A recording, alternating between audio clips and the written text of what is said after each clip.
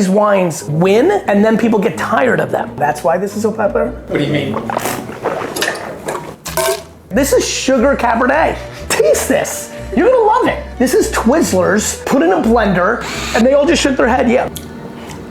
It just makes me laugh. It's the easiest way to get America to love a wine. It's called sugar.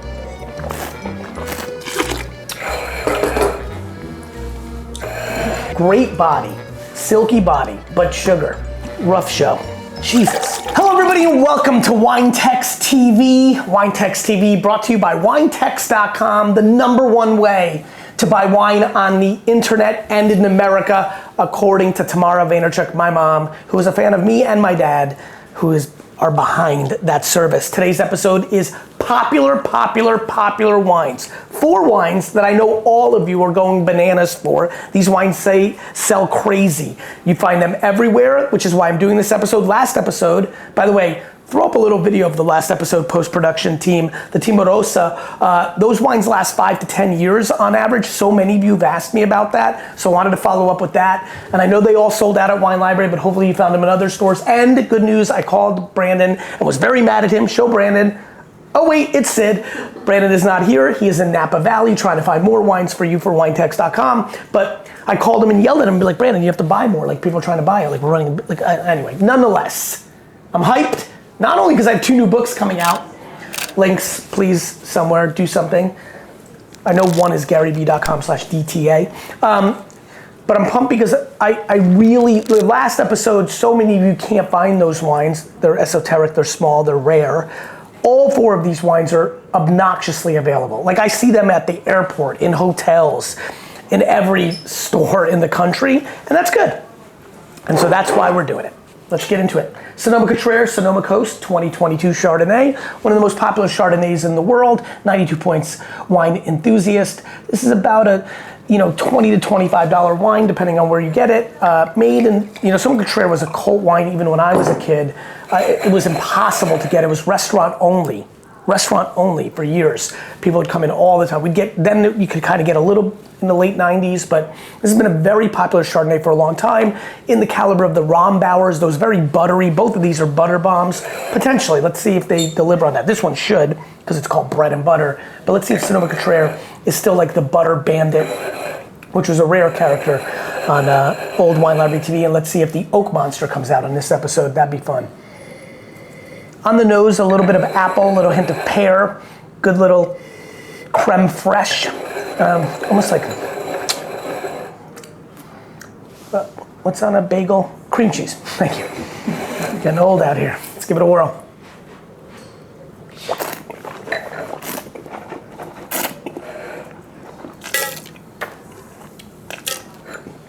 Not as over buttered and over oaked as Rombauer, a little bit more balanced.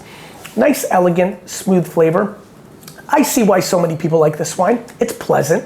Nice little hint of floral. But again, at 20 to 25 bucks, a couple things on my mind. One, there's a lot of white Burgundy, Bourgogne, Blanc, Chablis even, Saint Veron, that I think are more interesting Chardonnays to me when I taste this. Very transparently, there's a lot of Australian Chardonnay that this tastes like, that comes in at 15 bucks. I'm not overly blown away by this wine. It's nice, it's fine, it's pleasant. But pleasant to me is not 92 points. Pleasant to me isn't the hysteria that this wine currently has. Pleasant to me is 88 points, and that's what I'm gonna say about it. So, good wine, fine. Like, I'm not gonna be upset about it, but I think it's a little overpriced. I can buy a lot of $15 Australian Chardonnay that tastes like that pretty easily. That I think is even potentially better.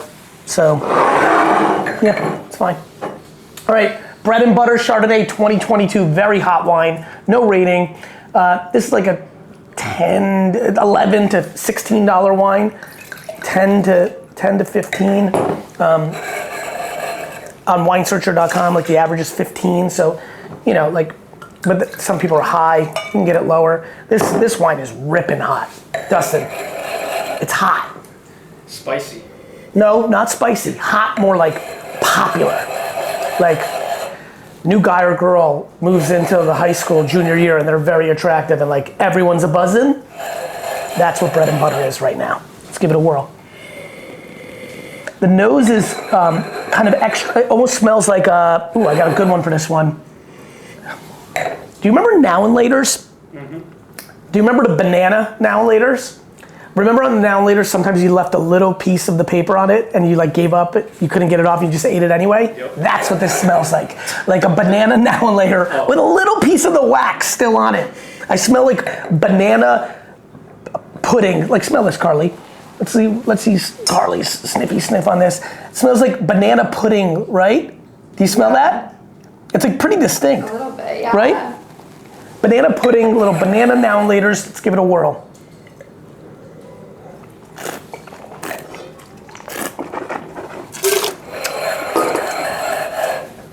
This is interesting. This is, wow, that's why this is so popular? What do you mean? I'm about to tell you what I mean. This wine is interesting. So this is basically Kendall Jackson Chardonnay all over again. This is very medium to light. It's light. It's like water with sugar in it. That's what this is. Honestly, I think that everyone should buy this wine. And then, as a science project with your kids, get a pitcher of water, put a little butter in it, put 2 dabs of lemon, and a cup of sugar, and blend it. And then taste these side by side. I think they're the same. Obviously this one has alcohol, but this is very fun for me. Everybody over 60, come in with me on this one. You're gonna love this. Don't you love when life like repeats itself and you're like, oh, I've seen this movie before. This was $8.99 Chardonnay that sold like water when I was a kid. It was called Kendall Jackson Chardonnay. That's what this wine is. It's a reincarnation. Light, so the body's thin, which is a turnoff for me. And then just like sugar water with a little butter. And just two. Squeezes up, cut the lime in half. 85 points, not interesting. Let's move on. The whites didn't do it. Let's see if the reds can do it. I was really excited for those 2 whites too, because the thing that was different was I kind of went in optimistic because, and both kind of delivered on this, they're less oaky and buttery than they used to, but boy, the bread and butter is a thin boy. That's a thin boy. I just thought the California Chards have really gone through a really nice transition last decade. They've gotten a little more balanced. They're not so over the top. But, you know, ironically, what I felt about both of those wines is, like with big Napa Colt wines, they're over the top and there's a lot of like sugar and fruit, and it's not as interesting as a Bordeaux or a Barolo or a Burgundy for some people. But I like them for what they are. It's like, yo, own it. Like not everyone. Carl, do you like dudes that are super muscular and like huge? Like, are you into the? No. You don't like those dudes. No. But you have friends that like those kind of dudes. Yeah. To each their own, and that's kind of what I like about what these got caught in the middle. They're not here, not there. Like to me, these wines 10 years ago, go for it. Like plastic surgery and big lips and like ridiculousness and like hair extensions. Like go for it. Like steroid, go for it. Own it. Both those wines got caught in the middle. Because what European wines, not all, there's a ton of crap in Europe. Overpriced, but the cliche stigma is that the California wines go big.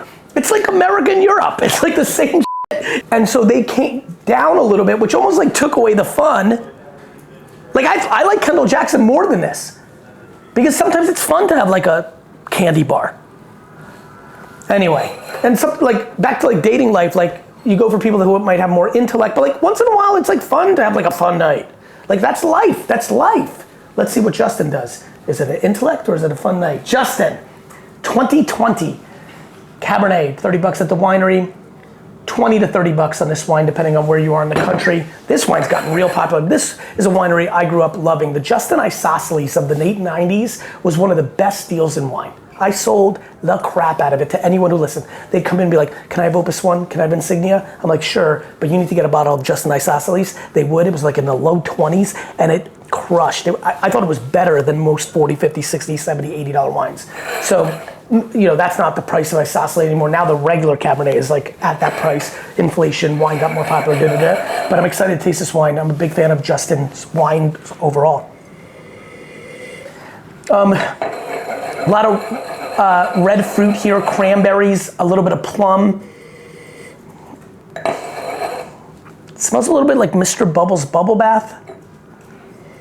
Smell this? So like, I get a little bit of like that candy smell and like some of the scented, like, give it to Carly, do you see what I'm saying? Like almost like potpourri, like it smells like a nice bathroom, like a happy bathroom. You smell it again. To me, that smells like wine. Like when I think about wine. That's what that smells like, yeah. It's very pungent, it's like very prominent, but it's very like floral, like I get a lot of, it's very aromatic. I smell it as the Mr. Bubbles Bubble Bath. I don't know what else to say. Like, if you've ever had, did you know, Right? yeah, I get that hint. yeah. Did you have that as a kid? Yeah. Yeah, I remember it very. Mr. Bubbles Bubbles Bath. Let's give it a whirl.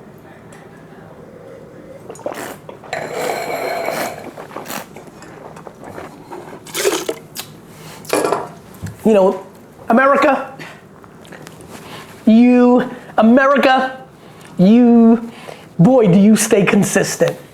Boy, do you stay consistent. This is like a time machine for me. These were not the four most popular, or Sonoma Cutrer was. None of these three wines were ripping popular when I was doing Wine Library TV. All of them are ripping popular now. And you, America, things change, but you sometimes stay the same, and this is one of these guys. This is sugar Cabernet. Taste this. You're gonna love it. You're going to love it, and there's nothing wrong with that. I'm not, like, Carl? You know how to do the taste. I do like it. Of course you do. Versus the other ones you. Of course. And I'm not a wine person. Yep. Sid, get in here. It's a family affair. Carl, you like it? I do. Of course. I taste it. America, do I love? This is Twizzlers put in a blender, and they all just shook their head. Yeah, this is Twizzlers put in a blender and poured out. It's the easiest way to get America to love a wine. It's called sugar. It's fruity. It's explosive. What it also is pretty hollow in the mid palate. Not super interesting. I keep using the analogy of like the people that you most, look, some people are the total package, like Dustin. They're attractive and intelligent. But I'm trying to make this comp for you of like some of the people you went out with that like it was good to look at, but it wasn't a fun conversation. And that's what some of these wines are. It's fun, it's good, I'm about it. Like, and I'll use a less like human thing. Cupcakes are remarkable. It's just kind of hard to eat them for breakfast, lunch, and dinner. And that's why these wines win, and then people get tired of them. And this is a very soft, this is well made, but it's definitely not interesting. It's just tasty. And it depends on what you're into. And as an entry level wine to get into, I get it. And to me, it's an 87 point wine. All three of them would have rated it over 90 by their scales of what I already know, which is fine. Sid tried to say no, but I saw the love for Because I've just started getting into wine, this is not my kind of wine. Like, I probably would drink this and not like it. Too sweet. Yeah. Fair enough. I'm also 87 points. I'm also more of an oaky drinker. That's oaky. But it's sweet. It's Too sweet. Makes sense. Quilt, please save the show. Quilt, Napa Cab, 2021. 91 points, Wine Enthusiast. 45 to 55 bucks a bottle. Very popular stuff. Boy, I'll be honest with you, I'm a little, last episode 4 for 4. Quilt, please save the show. Here we go. On the sniffy sniff.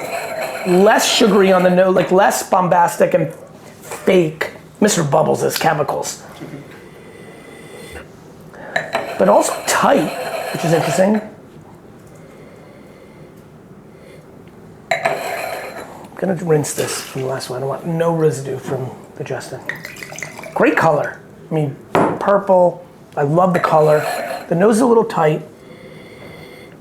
Screw top for a $50 plus wine that's super hot. Want to make that note. Screw top does not mean cheap or bad anymore. Let's get off that. Please kill that. That's a little fun fact for this show. tight nose, not a very attractive, like just not a very exciting nose, tight, which is okay because it's an expensive wine that's young. What do you mean when you say tight? I'm not smelling much. Thank you for that question. Keep doing that. You know, not a lot of aromatics. I mean, you smelled the last wine, right? Mm-hmm. Smell this. Do you see the difference? Do you remember the last one you could like really smell a bunch of stuff? This is harder to smell. That's right, that's what I mean. So tight means like the tannins are holding in the fruit and you want the oxygen and age to open it up to get the flowers. Is that because it's screw top? Nope, has nothing to do with screw top. It has to do with, because it's, the more premium a wine is and when it's younger, it tends to have much better tannin structure, which keeps the wine tight. So this is the one that you need to decant. This would be a wine that you want to decant. In 3 hours, So will if you open don't up. smell it, that's when you decant. That's a good indication, especially if it, like, some people have noses that don't pick up on stuff. Like it's very subtle. There's a lot of practice that goes into it. So if you buy a $15 wine, you don't smell it. You should, look, decanting's great. Oxygen is a friend unless it's a weak wine. But you start getting to 50 for sure.